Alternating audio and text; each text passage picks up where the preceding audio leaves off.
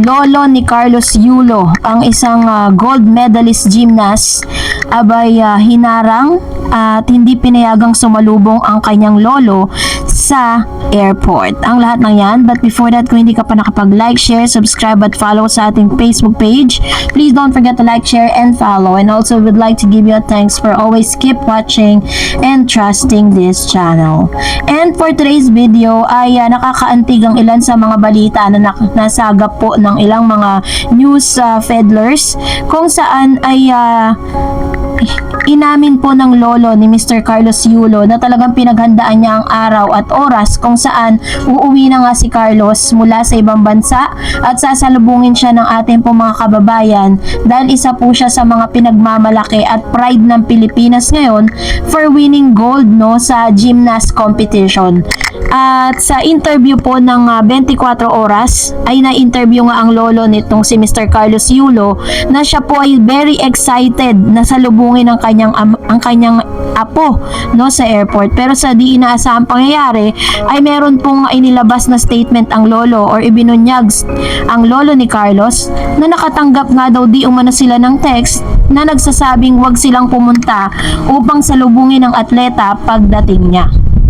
Ito po ang abuan. Sabi diyan, bumalik na sa Pilipinas ang mga Pilipinong atletang lumahok sa Paris Olympic 2024 nitong Martes ng gabi, August 13, 2024. Lumapag na sa Villamor Air Base ang chartered Philippine Airlines plane na sinakyan ng mga atleta na mainit at buong pagmamahal na sinalubong ng kanilang mga pamilya.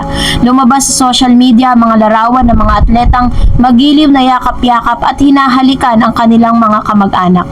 Pero ang pamilya ng two-time Olympic gold medalist na si Carlos Yulo ang hinahanap ng mga kababayan nating masugid na sinubaybayan ang kwento ng hidwaan nila ng kanyang ina na si Miss Angelica Yulo.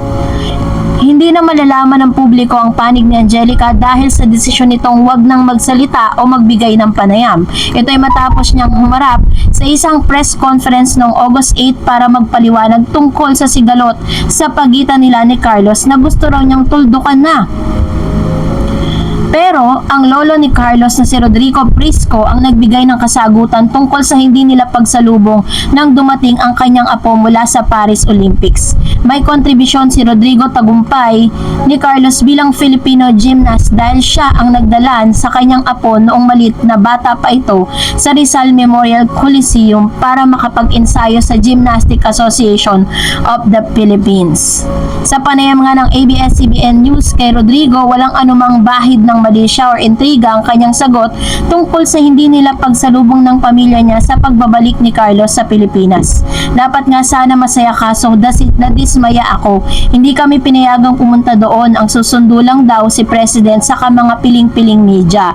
Kaya imbis na masaya sana kami lahat, nadismaya kami, nakaredy na kami sa pagsalubong, paliwanag ng 74-year-old grandfather ni Carlos. Nang tanungin kung sinong nagsabing wag na silang sumalubong, sagot ni Rodrigo, nag-text daw sa papa niya na wag na daw kaming sumama sa pagsalubong. Hindi ko rin alam kung sino pero si Kaloy ata Hindi man sila nabigyan ng pagkakataong salubungin si Carlos sa Villamor Air Base, tiniyak ni Rodrigo na mag-aabang sila ng kanyang pamilya sa harap ng ospital ng Maynila para saksihan ang Grand Homecoming Parade para kay Carlos at sa Philippine Olympic Teams. Magaganap ito ngayong Miyerkules ng hapon, August 14, 2024. Bakas ang pananabik sa boses ni Rodrigo nang sabihin nito ang kagustuhan na makita ang kanyang apo. Gusto mo makita sana si Carlos?